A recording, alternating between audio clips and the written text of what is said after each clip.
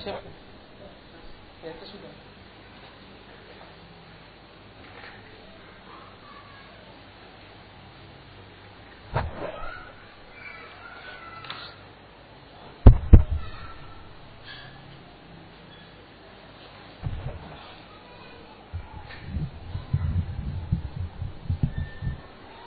Bismillahirrahmanirrahim.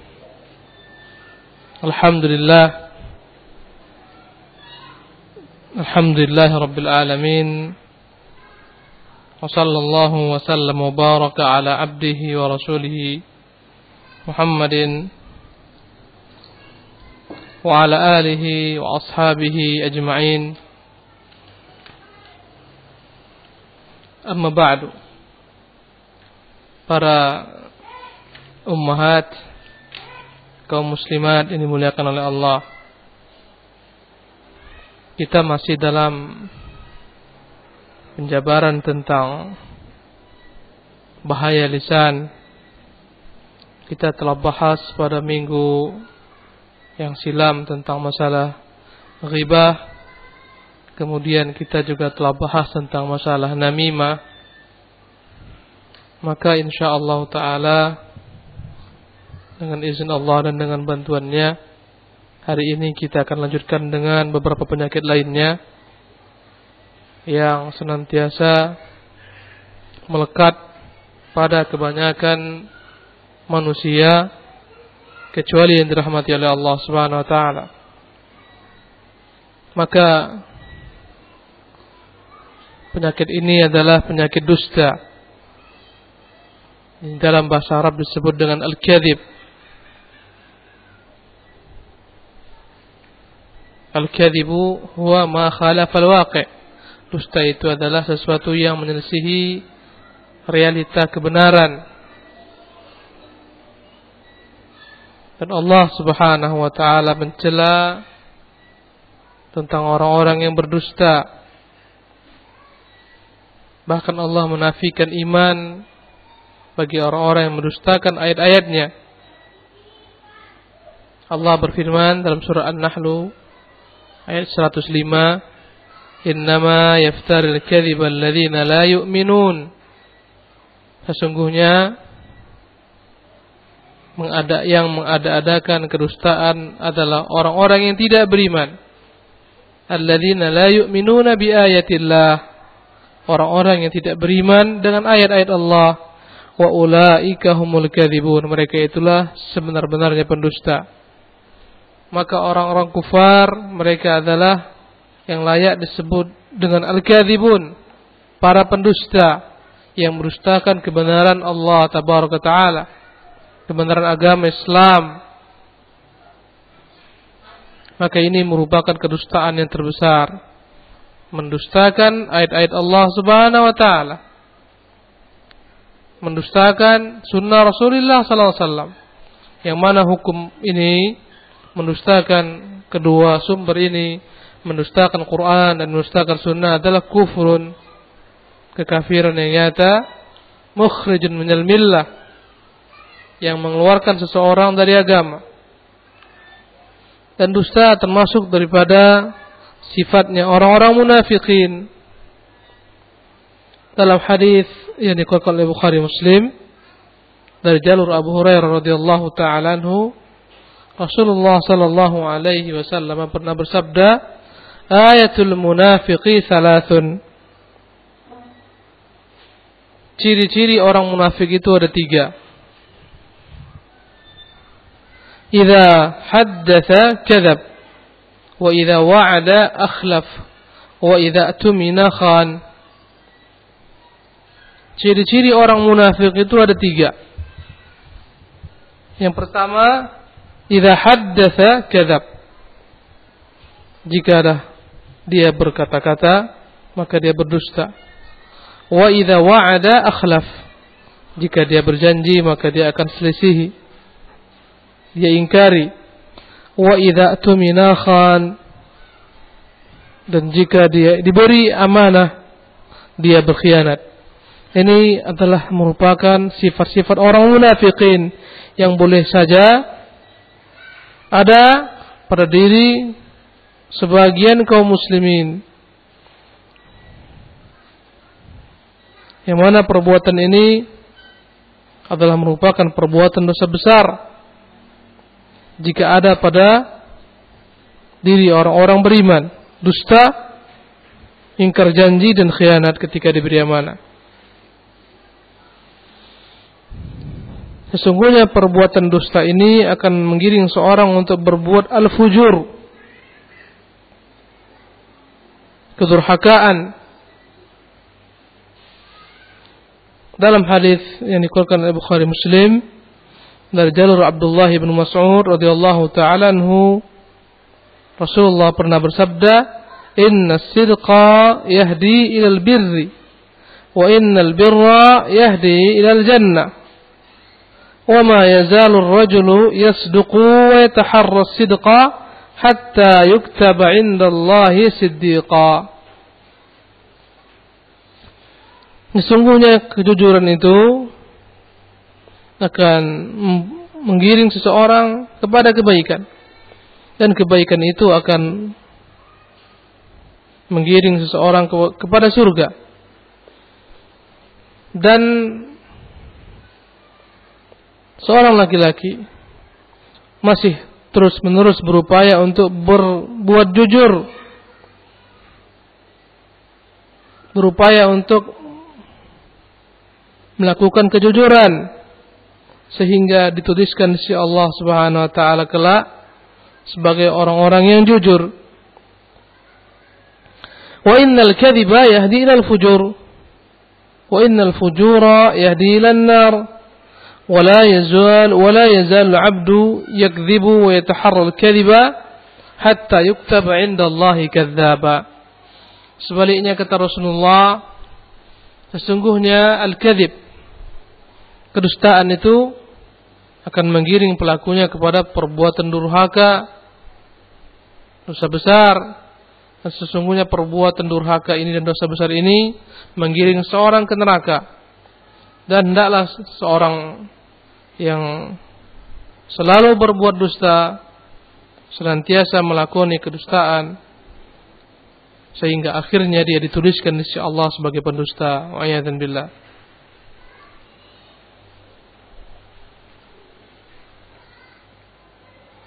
Maka seorang mukmin tidak berdusta. Seorang mukmin akan senantiasa berbuat jujur, berkata jujur, menjaga kejujuran, tidak berkhianat.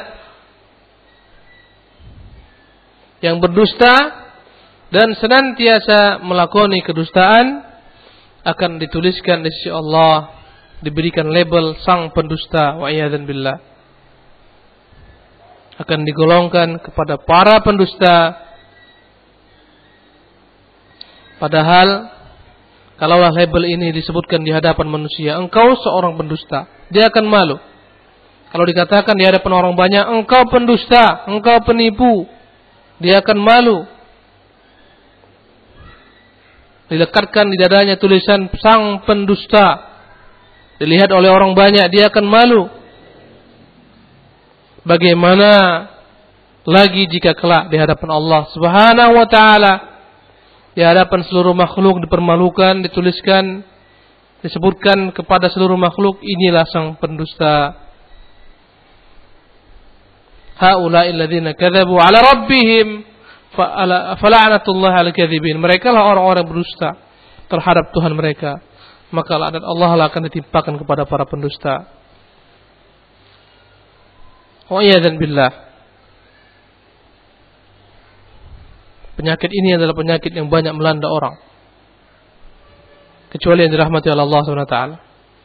Begitu mudahnya orang berkata-kata sementara dia berdusta dalam perkataannya. Dan jika ini telah menjalar kepada anak-anak kita, wallahu musta'an, itu merupakan musibah besar yang sulit merubahnya jika telah menjadi kebiasaan. Orang-orang yang dikenal berdusta tidak akan diterima manusia beritanya. Tidak akan dibenarkan apa yang dia katakan. Perkataannya akan dibuang jauh-jauh. Dia akan dibenci manusia, dijauhi manusia. Allah musta'an.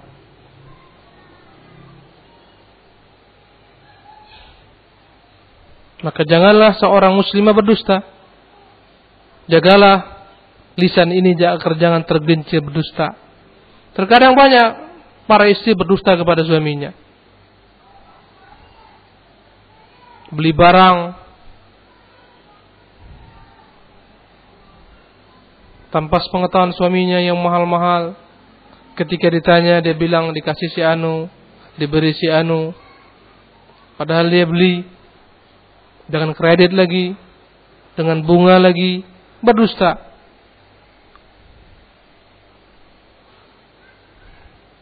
Allahul musta'an. Dan dusta merupakan dosa besar yang diancam oleh Allah Subhanahu wa taala pelakunya.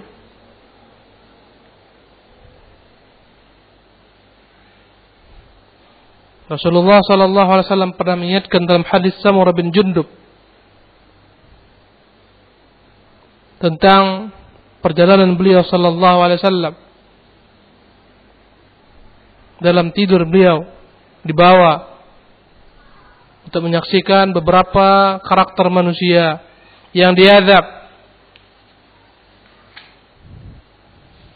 Dan disebutkan di sana ada seorang laki-laki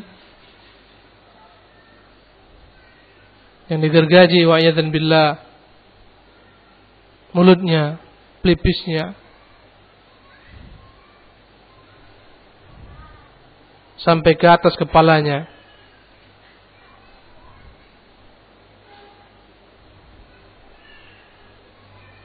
Allahul musta'an.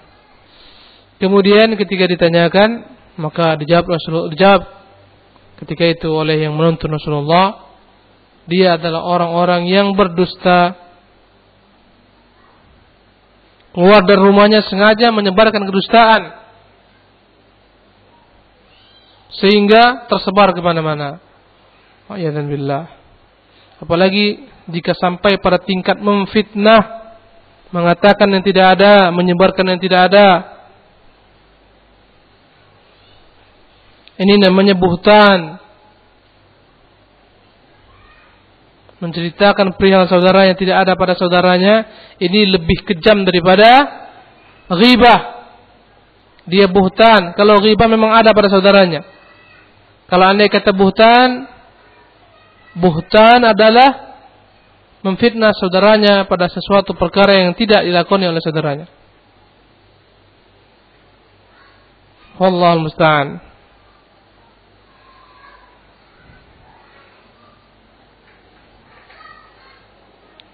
Dan di antara sebab kenapa anak-anak berdusta adalah pengajaran yang diturunkan oleh orang tuanya. Terkadang anak-anak diiming-imingi dengan sesuatu, nanti saya beli ini, tapi enggak dibelikan, maka ini telah dianggap berdusta.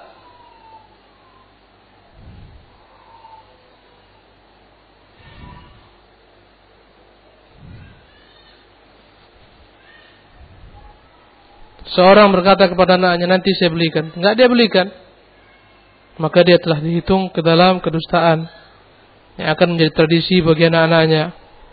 Maka ketika orang tua berdusta, anak-anak pun berdusta. Dusta adalah merupakan perbuatan yang tercela sekali.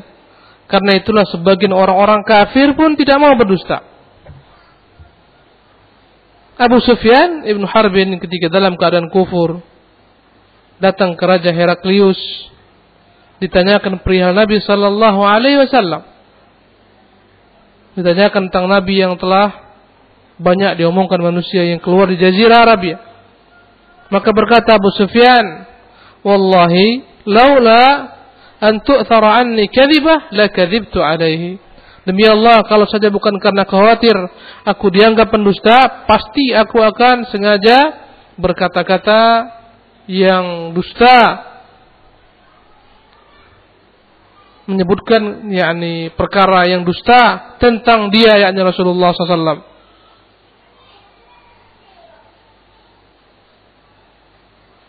Di antara dusta yang tercela adalah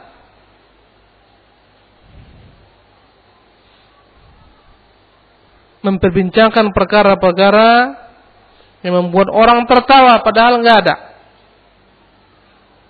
Allahul musta'an.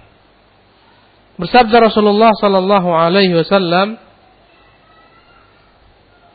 dari hadis yang dikutip oleh Baz bin Hakim dari ayahnya, dari kakeknya, berkata Rasulullah, "Wailun lilladzi yuhadditsu bil hadits liyudhhika bihil qaum. Wailun lahu thumma wailun lahu." Binasalah bagi orang yang berkata-kata dengan perkataan yang dia membuat suatu kaum tertawa dengannya. Celakalah baginya, kemudian kebinasaanlah baginya. Berkata Tirmidzi, "Hadza haditsun hasan." Hadis ini adalah hadis yang hasan. Sengaja membuat orang tertawa, melawak, melucu, tapi dia dusta padanya. Ini masuk ke dalam hitungan orang-orang yang celaka, wa iyadzan billah. Masuk ke dalam perkara dusta ketika seorang berdusta dengan mimpi. Dalam mimpi dia berkata-kata dia telah bermimpi seperti ini, padahal enggak pernah dia melihat dalam tidurnya. Berdusta dalam mimpinya.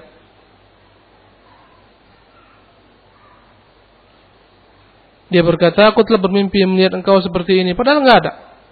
"Aku bermimpi melihat engkau seperti itu," padahal enggak ada. Maka ini tergolong ke dalam dusta.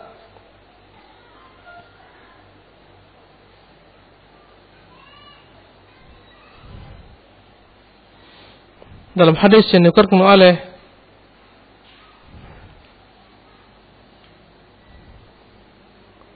yakni Ibnu Abbas radhiyallahu taala anhu dari Nabi sallallahu alaihi wasallam, "Man tahallama bihulmin lam yarahu kullifa an ya'qida baina sya'irataini wa lam yaf'ala." Barang siapa yang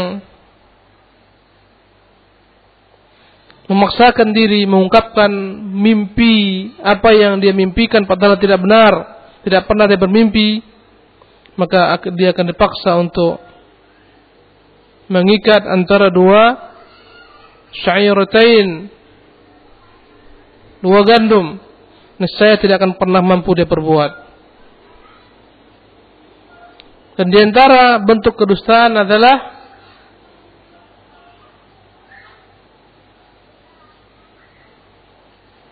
seseorang membincangkan apa-apa yang tidak pernah dia lihat dalam mimpinya.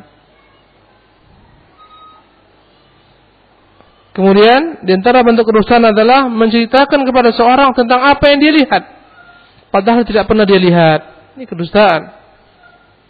Berkata Rasulullah dalam hadis yang dikutip oleh Muslim rahimahullah dari jalan Abdullah bin Umar, "Min afral fira an yura ainuhu ma lam tara." Adalah merupakan kedustaan besar ketika dia mengatakan matanya melihat apa-apa yang tidak dilihatnya. Maka hendaklah kejujuran menjadi sifat bagi orang-orang beriman. Kaum mukminin dan mukminat berupaya untuk mengatakan yang hak, mengatakan yang benar, berlaku jujur, berupaya terus-menerus melatih dirinya untuk berkata jujur, walaupun dalam bergurau, sampai akhirnya dia akan tuliskan insya Allah sebagai orang yang jujur. Fala haula wala quwata illa billah.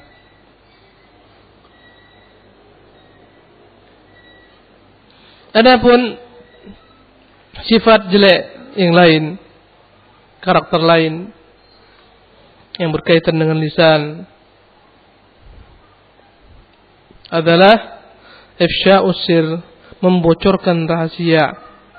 Kadang orang-orang enggak sanggup untuk menahan rahasia, menyimpan rahasia. Ini merupakan pengkhianatan. Ketika seorang merahasiakan kepada Anda suatu berita, Anda sebarkan kepada orang lain, ini adalah merupakan pengkhianatan yang dianggap kedustaan.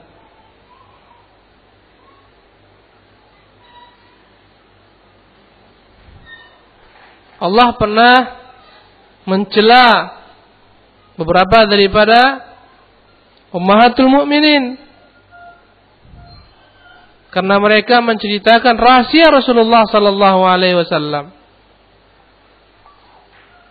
Dalam beberapa kitab tafsir disebutkan Rasulullah pernah mendatangi salah seorang budaknya, Mari Al-Qibtiyah, diketahui ketika itu oleh Hafsah. Maka khawatir Hafsah akan menyebarkan berita ini, agar enggak buat masalah, Rasulullah sallallahu alaihi wasallam memberitahukan kepada Hafsah agar jangan disebarkan apa yang dia lihat. Tapi Hafsah bocorkan kepada Aisyah radhiyallahu taala anha. Maka tersebarlah berita ini, maka Allah mencela keduanya.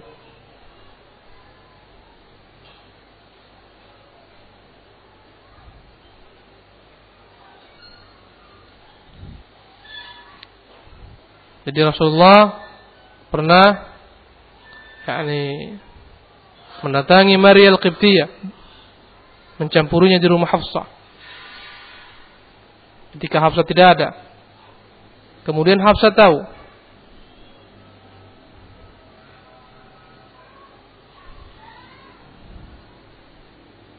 Maka ketika itu Rasulullah meminta agar dirahasiakan, jangan disebarkan. Tetapi Hafsah bocorkan perkara ini.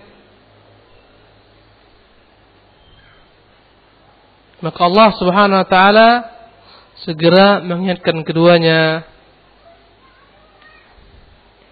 Allah musta'an.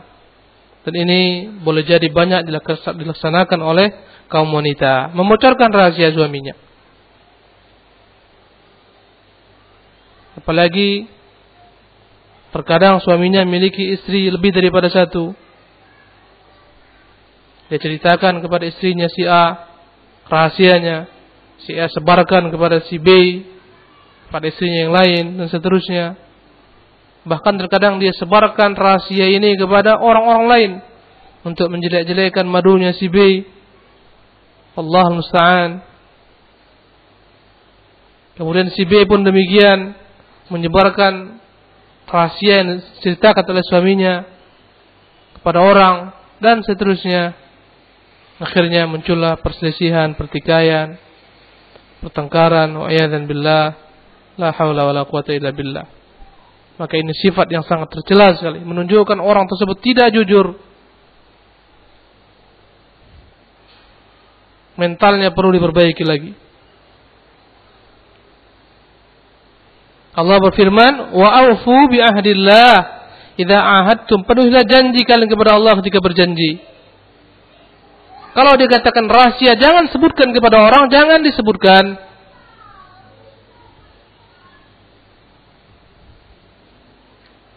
Lihatlah bagaimana para sahabat-sahabat Rasulullah sallallahu alaihi wasallam menjaga rahasia tersebut, rahasia-rahasia. Pernah Rasulullah sallallahu alaihi wasallam membisikkan ke telinga Fatimah sesuatu perkara. Ketika Rasul dalam kondisi sakit, maka Fatimah pun menangis. Kemudian Rasulullah panggil sekali lagi, dia bisikkan yang kedua kalinya, maka Fatimah pun tertawa. Berkata Aisyah radhiyallahu taala anha, ketika Rasulullah SAW meninggalkan Fatimah, aku bertanya kepada Fatimah, apa yang Rasulullah bisikkan ke telingamu? Apa jawaban Fatimah? Ma kuntu liufshi sirra Rasulillah. Tidak akan mungkin kubocorkan rahasia Rasulullah sallallahu alaihi wasallam. Dia jaga rahasia bapaknya. Falamma tuwfiya Rasulullah, tatkala Rasulullah meninggal, kembali Aisyah datang menagih apa yang dibisikkan Rasulullah ke telinga Fatimah. Berkata Aisyah, azamtu alaiki lamma haddathtini Ma qala laka Rasulullah. Aku bersungguh-sungguh, tolong kau ceritakan kepadaku, apa sih yang Rasulullah bisikkan ke telingamu?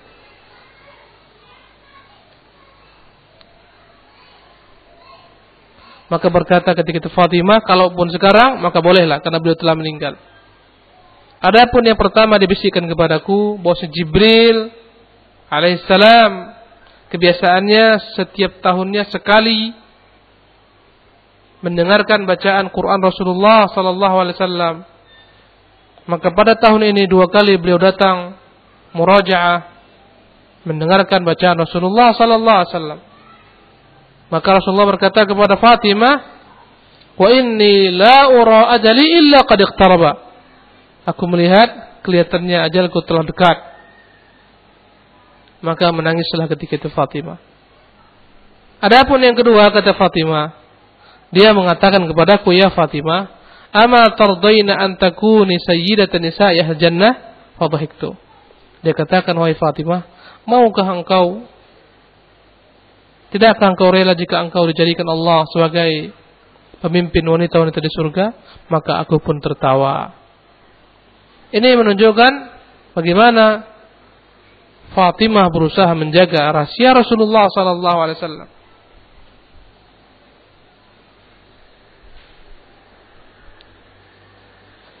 Imam Bukhari meriwayatkan tentang Abdullah bin Umar bahwasanya dia menceritakan dari bapaknya Umar ketika Hafsah menjanda, berkata Umar, aku mendatangi Utsman bin Affan, fa'aradtu alaihi Hafsah, faqultu in syi'ta ankahtuka Hafsah bintu Umar. Ketika Hafsah telah menjanda setelah habis iddahnya, maka aku datang kepada Utsman, kutawarkan kepadanya, jika kau mau kunikahkan kau pada putriku Hafsah bintu Umar. Ini menunjukkan kebiasaan yang baik di antara para sahabat. Mereka berupaya mencarikan anak-anak putri mereka suami yang saleh, suami yang baik. Bukanlah suatu celah ketika seorang berkata kepada orang yang dianggapnya baik, "Ya fulan, maukah engkau jika aku nikahkan dengan putriku, jika aku nikahkan dengan saudariku, dengan bibiku?" Ini adalah kebaikan. Dan ini merupakan sunnah yang dimatikan. Orang merasa tercela ketika dia menawarkan putrinya kepada orang yang dianggap saleh, yang dianggap baik. Padahal ini merupakan perkara yang diamalkan oleh salafus saleh. Apa jawaban Utsman? Sa'anzuru fi amri. Kata Utsman, nanti aku pikir-pikir lagi. Falabithtu layali. Aku pun menunggu beberapa malam. Aku menunggu beberapa hari. Thumma laqiyani. Kemudian dia pun datang menjumpaiku. Faqal, berkata Utsman, qad badali alla atazawwaj yaumi hadza. Menurut hematku, aku tidak siap menikah dalam kondisi beberapa hari ini. Dia tolak secara halus, dia katakan, kayaknya aku lagi nggak siap nikah ini sekarang. Falaqitu Abu Bakrin. Dan lihatlah di sini, ya, Utsman menawarkan kepada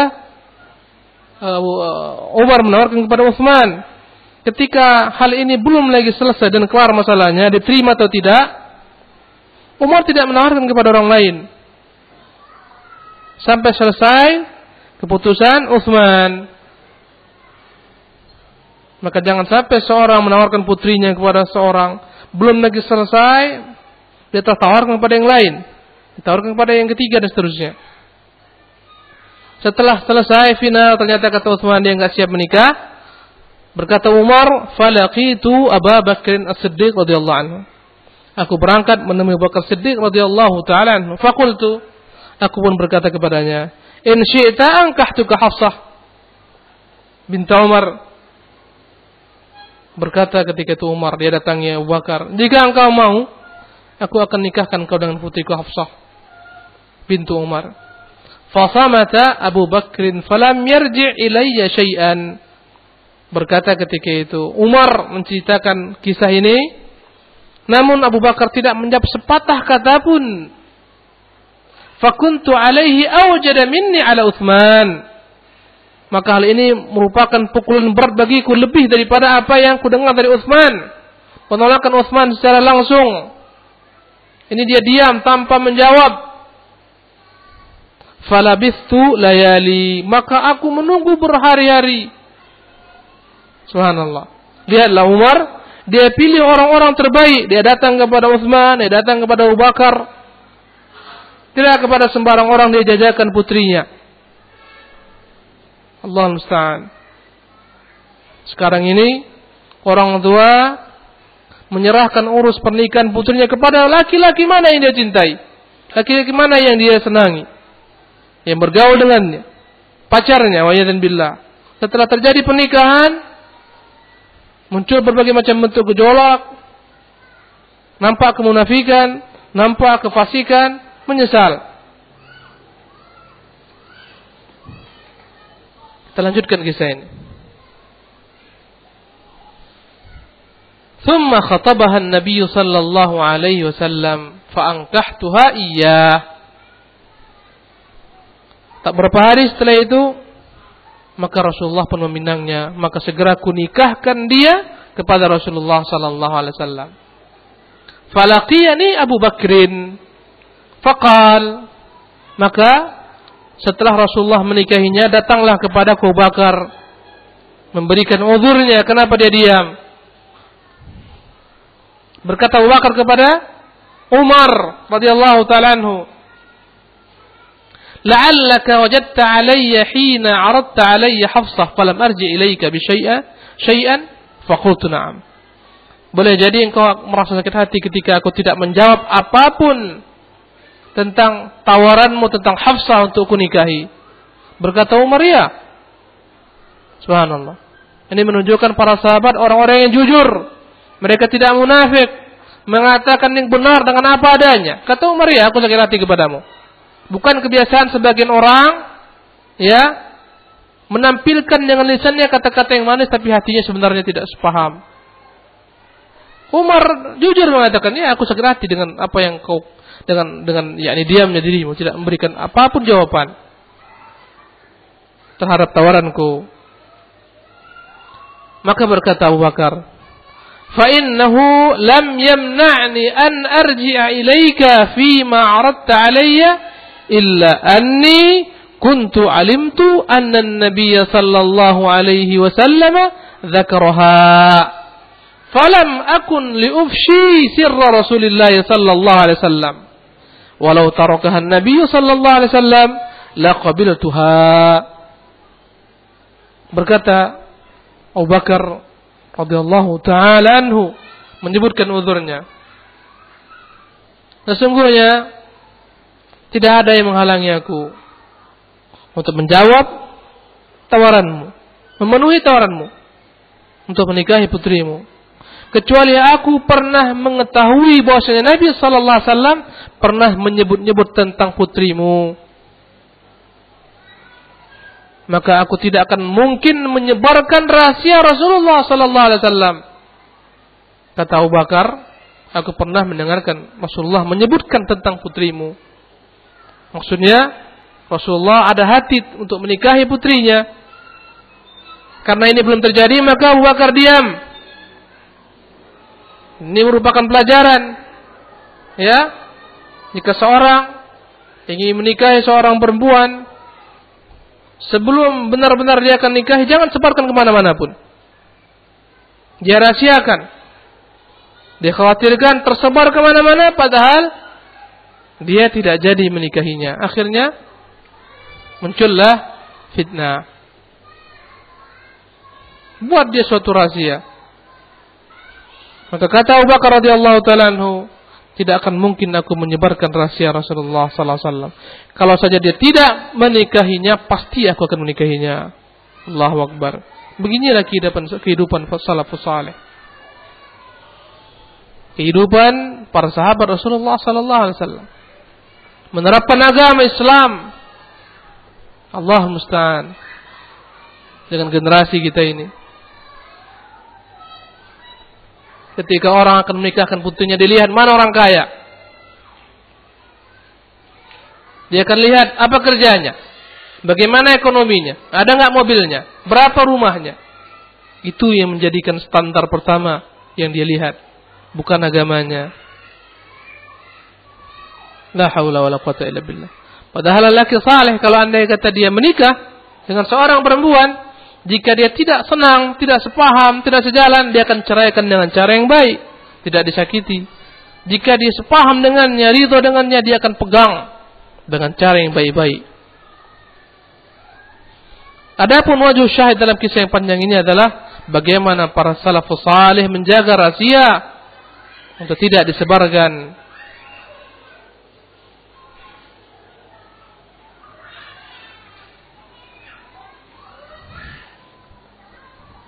Dalam Sahih Muslim dari Thabit dari Anas radhiyallahu ta'ala anhu, berkata Anas, "Ata alayya Rasulullah sallallahu alaihi wasallam wa ana al'abu ma'al ghilman." Rasulullah datang kepadaku sementara aku sedang bermain-main dengan anak-anak lain. Karena Anas ketika itu masih kecil. Dan Rasulullah tidak mengingkari Anas bermain-main dengan anak kecil karena ini fitrahnya anak-anak. Pelajaran kepada orang tua, jangan terlampau mengekang anak-anak. Biarkan mereka bergaul, bermain dengan tetangganya, dengan teman-teman sebayanya. Sebagian orang tua nggak ingin anaknya bermain dengan tetangganya, dikurung di rumah, nggak tahu bersosialisasi. Akhirnya dia pun tumbuh, ya, dengan didikan yang mengukung pribadiannya, menjadi pribadi yang tertutup, yang ego dan seterusnya. Biarkan bermain dengan kawan-kawannya. Berkata Anas, datang kepadaku Rasulullah ketika aku bermain dengan anak-anak. Fi hajatin. Dia katakan kepadaku, tolong kau penuhi hajatku. Rasulullah perintahkan Anas untuk melakukan suatu apa-apa yang dia perintahkan. Membeli sesuatu atau membawa sesuatu. Fa'abta'tu ala ummi. Berkata Anas, akhirnya aku pun datang, pulang terlambat kepada ibuku. Falamma ji'tu qalat. Terkala sampai di rumah ibuku, ia bertanya, "Ma habasuka?" Apa yang membuat engkau terlambat seperti ini? Faqultu, "Ba'athani Rasulullah sallallahu alaihi wasallam li hajatin." Berkata Anas, aku menjawab kepada ibuku, sesungguhnya aku telah diutus Rasulullah sallallahu alaihi wasallam membeli atau menjalankan, ya, memenuhi sebagian daripada hajatnya. Qalat wa ma hajatuh? Maka ibuku bertanya, apa rupanya yang Rasulullah perintahkan kepadamu? Apa hajat Rasulullah? Qalat qultu innaha sirrun. Kukatakan kepada ibuku, sesungguhnya ini adalah rahasia. Jadi enggak diberitahukan apa hajat Rasulullah. Kata Anas, ini adalah rahasia. Rasulullah merahasiakannya. Rasulullah melarang untuk menyebarkannya. Qalat, maka berkata ibuku Ummu Sulaim, la tukhbiranna bi sirri Rasulillah sallallahu alaihi wasallam ahadan. Jangan pernah kau sebarkan rahasia ini kepada orang manapun juga. Sampai kepada ibunya pun tidak diceritakan. Ini menunjukkan bagaimana dia menjaga rahasia. Kata Rasulullah, ini rahasia, jangan kau sebarkan. Sama ibunya pun enggak dia beritahukan. Kalau kita rahasia, ya, dibisikkan ke telinga kita suatu perkara, dipesankan ini rahasia, jangan sebarkan. Datang, ceritakan kepada suami, "Bang, ini rahasia, Bang. Jangan sebarkan." Ya, suaminya akan pergi pada kawannya, "Rahasia lu, jangan sebarkan." Dan akhirnya semuanya tahu. Hilanglah rahasia. Inilah kebanyakan bangsa kita tidak dapat menjaga rahasia, kecuali Allah rahmati. Apapun dia katakan rahasia, besok hari udah semuanya paham itu. Semuanya telah mengetahuinya. Qala Anas, wallahi law haddathtu bihi ahadan la haddathtuka bihi ya Thabit. Berkata Anas kepada Thabit, kalaulah aku boleh menyebarkan rahasia ini, pasti aku beritahukan kepada engkau, wahai Thabit. Allahu Akbar. Begitulah mereka menjaga rahasia. Apalagi menyebarkan rahasia suaminya atau istrinya, rahasia ranjangnya. Wallahi ini merupakan musibah besar. Banyak ibu-ibu kalau kumpul tanpa terasa dia menceritakan suamiku seperti ini, suamiku seperti ini keadaannya. Sampai tentang ranjangnya pun dia singkapkan kepada manusia. Maka Rasulullah bersabda dalam hadis yang dikutip Muslim dari Abu Hurairah radhiyallahu taala anhu, "Inna min syarrin nasi manzilatan yaumil qiyamah ar-rajulu yufdi ila al-mar'ati wa tufdi ilaihi thumma yunshiru sirraha." Sesungguhnya bagian daripada manusia yang paling celaka kedudukannya di hari kiamat adalah seorang laki-laki yang mendatangi istrinya, yang mencumbu istrinya dan istrinya pun mencumbunya, kemudian dia sebarkan di antara manusia. Allahul musta'an.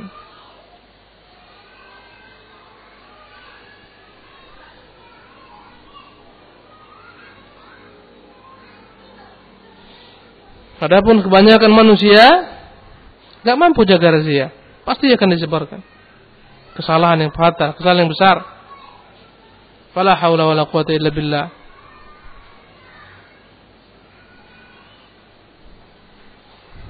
Adapun kejahatan lidah berikutnya adalah mencela orang muslim yang lain dengan tidak hak.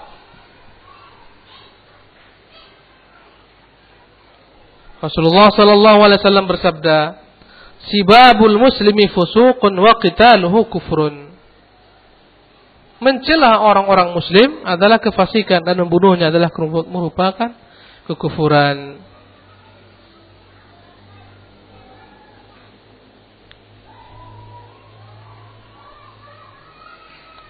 Banyak sekali orang-orang yang tidak mampu menjaga lisannya. Mudah sekali mencela. Si A seperti inilah, si B seperti ini. Apalagi yang senang rumpi. Akan ada aja yang jadi bakal menjadi objek untuk ghibah, diribahin. Si fulan terlampau pendek lah, si fulan terlampau panjang, si fulan terlampau putih, si fulan terlampau hitam. Ada aja. Si fulan bakhil, si fulan baik, semuanya ada. Maka mencela ini adalah merupakan perbuatan dosa besar. Karena dia katakan Rasulullah, dia adalah merupakan kefasikan.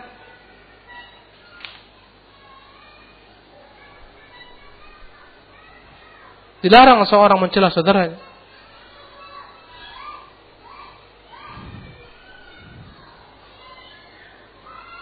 Abu Dzar radhiyallahu taala anhu pernah menceritakan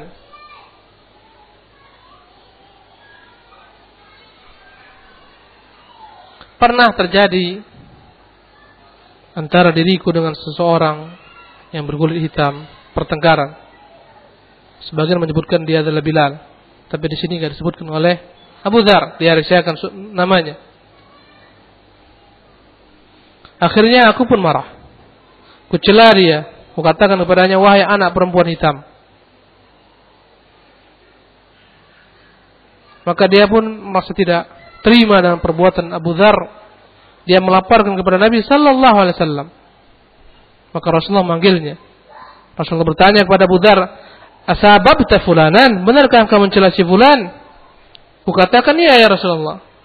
"Afanilta min ummih? Apakah engkau juga mencela ibunya?" Qultu na'am. Aku katakan, "Iya."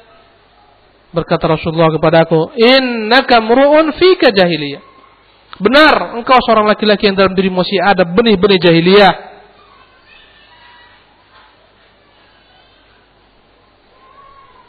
Allahumma musta'an.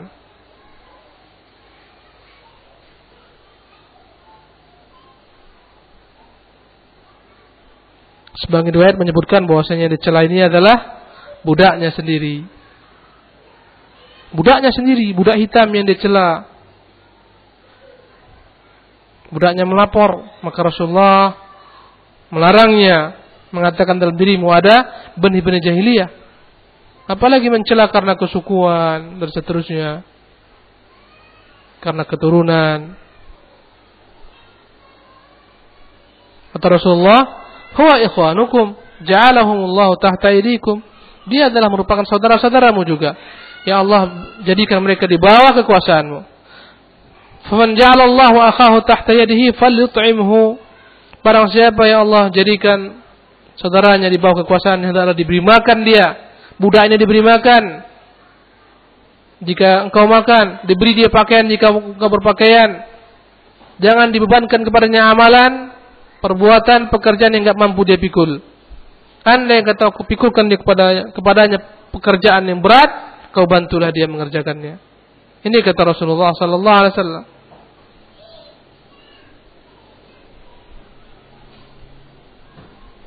Maka hendaklah setiap orang mengingat hadis yang Rasulullah ceritakan tentang hari kiamat. Hadis orang-orang yang pailit. Muslim mengeluarkan dari jalur Abu Hurairah radhiyallahu taala anhu bahwasanya Rasulullah bersabda, "Atadruna manil muflis?" Tahukah kalian siapa orang yang jatuh pailit itu? Qalu al-muflisu fina man la dirham lahu wala mata'. Orang yang pailit itu ya Rasulullah, menurut kami adalah orang yang enggak punya harta, enggak punya uang. Qala, Rasulullah menjawab, innal muflisa man ya'ti bi salatin wa zakatin wa siyamin. Orang bangkrut itu, yang jatuh pailit itu adalah orang yang datang di hari kiamat membawa pahala salat dan zakat dan puasa. Wa ya'ti wa qad syatama hadza wa qadhafa hadza wa akala mala hadza wa safaka dama hadza wa daraba hadza. Orang bokeh itu, orang yang bangkrut itu adalah orang yang datang hari kiamat membawa amalan seperti salat, zakat, puasa, tapi dia telah mencela si fulan, menuduh si alan, memakan harta si fulan, menumpahkan darah si alan, memukul si fulan. Fayu'ta hadza min hasanatihi wa hadza min hasanatihi. Maka akhirnya orang-orang yang dizalimi ini diberikan kepada mereka semua kebaikan-kebaikannya berupa salat, zakat, puasa. Fa in faniyat hasanatuhu qabla an yuqda ma 'alaihi ukhidha min khatayahum faturihat alaihi thumma turiha finnar. Kalaulah masih banyak orang yang dia zalimi dan telah habis semua kebaikannya dibagi-bagikan kepada mereka, maka diambillah kejelekan orang-orang yang dia zalimi, ditumpahkan ke atas pundaknya dan dengannya dia dicampakkan ke neraka wa iyadzan billah. Ini orang yang bokeh. Berhati-hatilah kita. Jaga lisan. Alhamdulillah udah ngaji. Alhamdulillah pakaiannya udah baik. Alhamdulillah salatnya dijaga. Alhamdulillah puasanya dikerjakan. Alhamdulillah kepada suami taat. Tapi Masya Allah wa yadzin billah, fallahul musta'an, yang satu ini gak mampu dia lakukan, gak mampu dia jaga lisannya, selalu mencela, mengupat, merendahkan orang lain, menghibah, memfitnah, mengadu domba.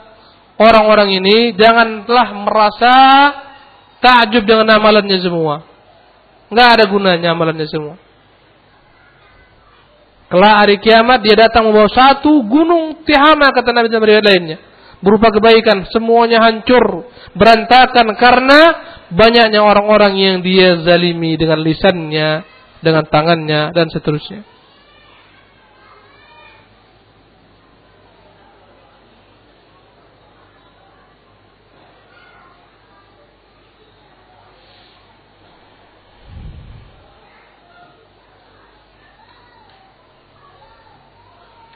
Ibu-ibu yang dimuliakan oleh Allah Subhanahu wa taala, inilah sekian daripada aib-aib lisan yang kita bahas pada minggu yang ketiga ini. Semoga apa-apa yang kita ajarkan ini kita amalkan bersama. Semoga Allah Subhanahu wa taala menjaga lidah kita ini dan tidak menjadikannya sebagai sebab kita digelincirkan ke neraka jahanam. Wa iyadzan billah.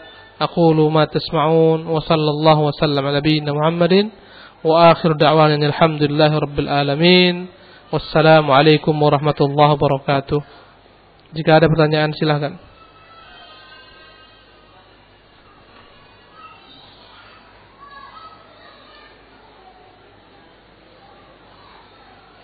Kunci aja pintunya. Di bawah aja.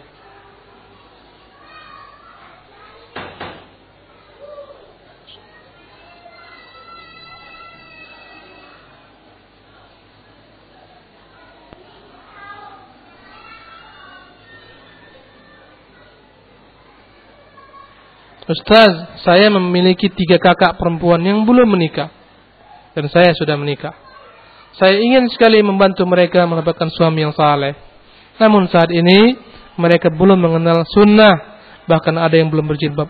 Langkah awal apa yang sebaiknya saya ambil? Jazakallah khairan. Oh iya. Tentunya langkah yang pertama hendaklah Anda mendakwahi saudara-saudari Anda. Ajarkan kepadanya tentang tauhid. Ajarkan kepadanya tentang perkara sunnah. Ajarkan kepada dia untuk mengamalkan agama ini, mengerjakan kewajiban-kewajiban, mengerjakan sholat, dan seterusnya. Ajak dia mengaji, ya, ajak dia mendengar kajian-kajian, beri dia buku-buku untuk dia baca. Setelah dia paham tentang agama, perintahkan dia banyak-banyak berdoa kepada Allah SWT agar Allah mudahkan jodohnya. Dan bersabar, kalaupun dia enggak ketemu jodohnya, bersabarlah sampai Allah berikan kepadanya jodoh yang terbaik. Kalaupun di dunia ini enggak dapat, bersabarlah, kelak di akhirat Allah akan berikan yang terbaik baginya. Tanamkan kepadanya hal ini. Adapun setelah itu dilihat dia telah baik, maka carikan jodohnya. Tanyakan, ya, mungkin melalui suami Anda untuk mencarikan, ya, bagi mereka jodoh-jodoh yang baik. Wallahu taala alam.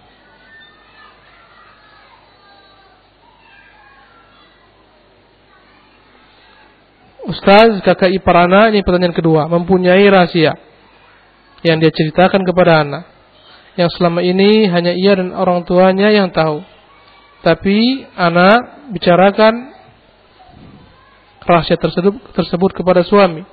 Tujuannya agar suami anak yang termasuk adik kandungnya mengetahuinya. Sebab orang tuanya sudah meninggal. Apakah ini termasuk membocorkan rahasia dan gimana hukumnya?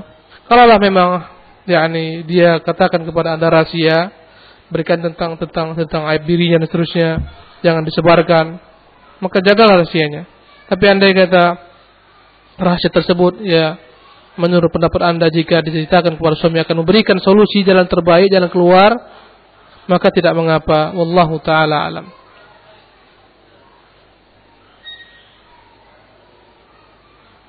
Afwan Ustaz, kami soal ketiga, kami hendak menjual rumah yang dia statusnya adalah kredit dan setengah jalan. Karena terjerat riba, kini kami telah tahu hukumnya. Banyak yang berminat membeli, tapi semuanya orang Muslim. Apa yang sebaiknya kami putuskan? Mohon petunjuknya. Syukran. Wallahu taala alam. Tidak mengapa Anda jual rumah tersebut, ya, kepada seorang yang belinya, baik dia Muslim ataupun kafir, selama orang kafir tersebut tidak digunakan rumah itu untuk tujuan-tujuan ibadah mereka maupun kemaksiatan. Tidak mengapa. Anda tentu terangkan bahwasanya Anda memiliki hutang sekian yang masih ada menumpuk di bank. Silakan Anda jual. Ini adalah namanya memindahkan hutang, yang dalam bahasa Arabnya adalah hiwalah. Jika dia mau ambil uangnya, kemudian dia yang melunasi selanjutnya ke bank. Tentunya hendaklah Anda tanamkan kepada mereka agar berupaya melunasi ke bank langsung, agar mereka tidak terjerat dengan riba dan seterusnya. Kalaupun mereka tetap ngotot membeli dan mereka melunaskan bayarannya ke bank, maka tidak mengapa, ya. Adapun segala macam bentuk perbuatan-perbuatan yang berkaitan dengan bank, ada di sana riba, maka ketika itu adalah dosa ditanggung oleh pembeli. Wallahu taala alam.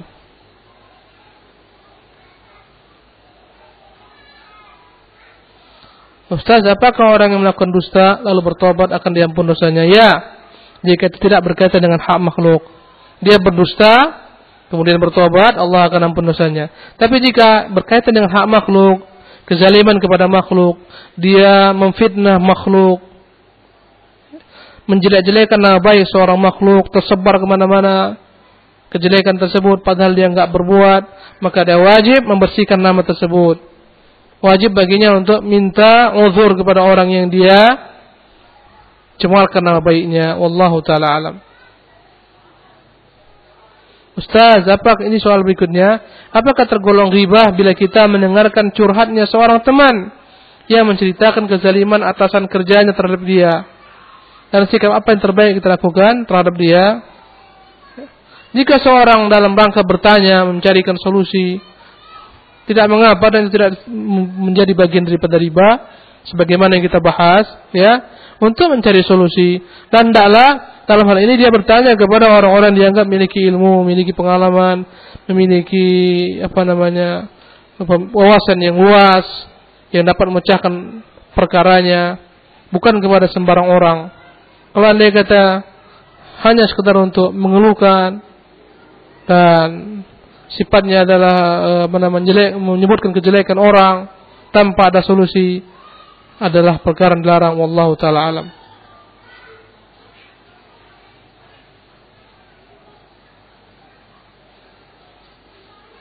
Ustaz, bagaimana ini soal berikutnya dengan perbuatan kita yang telah lalu, di mana dahulu pernah berbuat kasar kepada seorang, setelah itu kita salah dan ingin meminta maaf kepadanya, tapi orangnya jauh dan tidak tahu di mana, apa yang kita perbuat? Maka banyak-banyaklah minta kepada Allah SWT agar Allah mengampuni orang tersebut, memberikan kepadanya petunjuk, memudahkan jalan hidupnya. Ya, ketika dia enggak tahu lagi di mana. Banyak-banyak minta kepada Allah agar Allah mengampuninya, mengampuni orang tersebut. Jika namanya dijelek-jelekan, hendaklah dia bersihkan, dia jaga, dia bela. Itulah cara taubatnya. Wallahu ta'ala alam.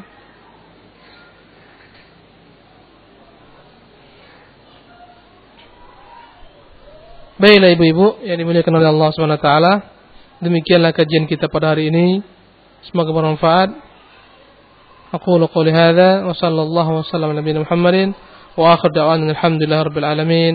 Wassalamu alaikum warahmatullahi wabarakatuh.